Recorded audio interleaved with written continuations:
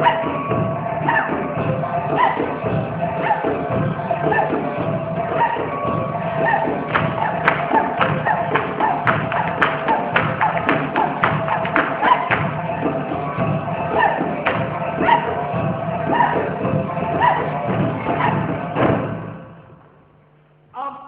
Patih, wahai Raja Mabanjang. Patih adalah Datuk Khalid. Disuruh Raja Panjang datang kemari, membawa sirih di jerana serta pinang selengkapnya. Oh, Datuk Khalid yang kemuliaan. Terangkan sejelas-jelasnya apa maksud datang kemari. Apa perkabaran ingin dirundingi agar senang di dalam hati, tenteram dalam pikiran. Begini tuanku, sebabnya Patih datang kemari ini adalah untuk meminang Sabah yang halus, bagi dijodohkan dengan Raja Panjang. Kerana Sabah yang halus tidak punya pakcik lagi, maka pada tuanku lah rundingan akan selesai. Jika begitulah kata Datuk, silalah Datuk menunggu dahulu. Kata sendiri better berlaki, kata bersama better melapakati. Muafakat bersama bondanya Sabah. Jika kain putih hendak dipakai, biarlah dilebihkan perguntingan. Asalkan maksudnya boleh sampai, lama atau lambat, Patih rakikan.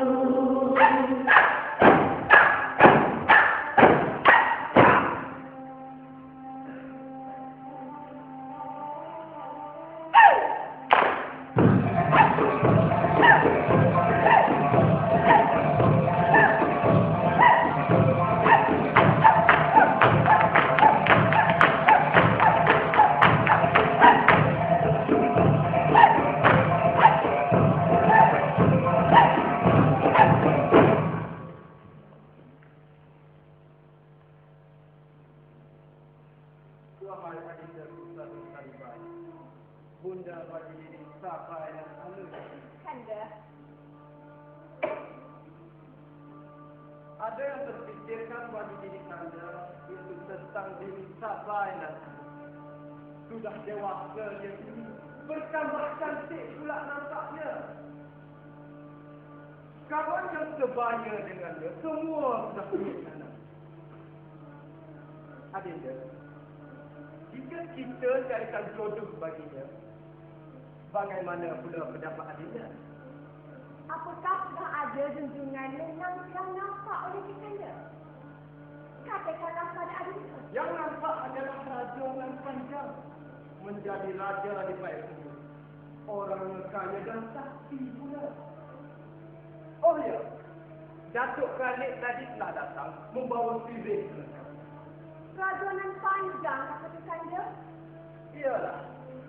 Kawan selapis ketiduran ketika kami masih kecil-kecil. Akan halnya rajunan panjang. Dialah yang berada di hatinya. Dialah yang berhutang di matanya. Kanda, isterinya ramai sekali seorang. Ni, seluruh penduduk kampung ni punya anak. Dan sekarang ni, anak kita pula hilangnya.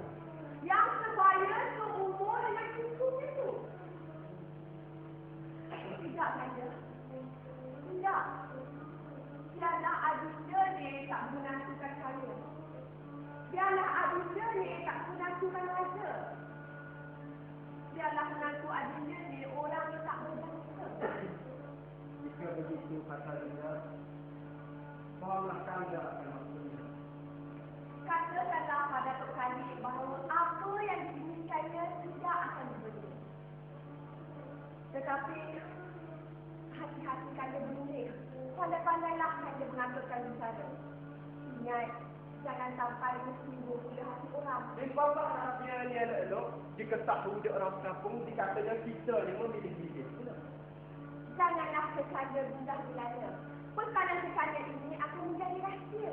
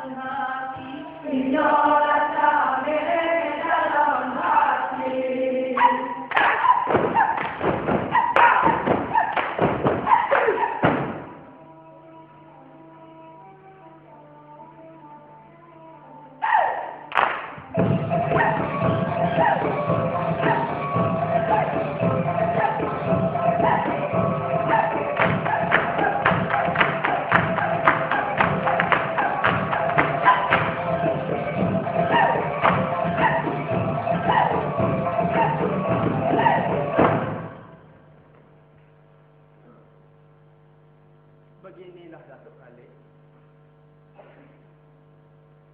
Anak orang di kebun tembakau hendak pergi ke Panyalangan.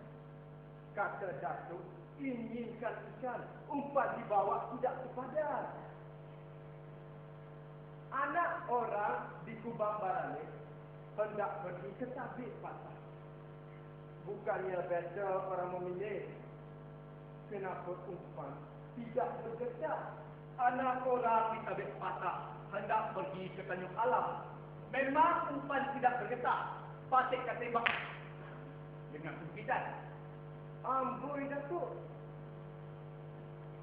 Anak orang di Tanjung Alam hendak pergi ke Bukit Berapi.